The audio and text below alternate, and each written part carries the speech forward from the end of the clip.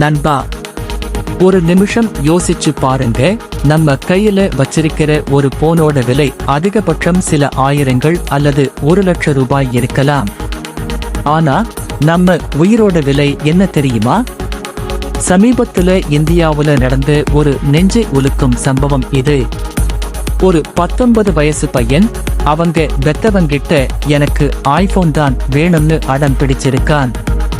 வீட்ல வசதி இல்லாத சூழ்நிலையில தகராறு முத்தி அந்த பையன் மலை உச்சிக்கு போயிருக்கான். அவனை காப்பாத்த போன அப்பாவும் மகனும் அந்த மலையில இருந்து விழுந்து சம்பவ இடத்திலேயே இறந்துட்டாங்க. கண் முன்னாடியே கணவனும் மகனும் இறந்ததை தாங்கிக்க முடியாம அந்த தாயும் மலையில இருந்து குதிச்சு உயிரை மாய்த்துக்கிட்டாங்க. ஒரே ஒரு போனுக்காக இன்னைக்கு அந்த குடும்பமே இல்லாம போயிடுச்சு. இன்னைக்கு இருக்கிற ஜென்ஸே மற்றும் இளைய தலைமுறையினர் பல பேருக்கு சோசியல் மீடியாவுல கெத்து காட்டுறதும் ஆடம்பரமா வாழறதும் தான் முக்கியமா தெரியுது. ஆனா நமக்கு ஒரு பொருளை வாங்கி கொடுக்க நம்ம பெத்தவங்க எவ்வளவு கஷ்டப்படுறாங்க, அவங்க உழைப்பு என்னன்னு நாம யோசிக்கிறதே இல்ல. மொபைல் போன் என்கிறது ஒரு தகவல் தொடர்பு சாதனம். அது நம்ம வாழ்க்கையை தீர்மானிக்கிற விஷயம் கிடையாது.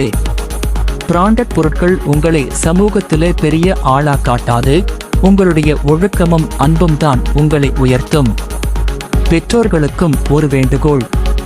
பிள்ளைகள் கேட்குறாங்கிறதுக்காக உங்களால முடியாத ஆடம்பர பொருட்களை வாங்கி கொடுத்து அவங்களை பழக்காதீங்க.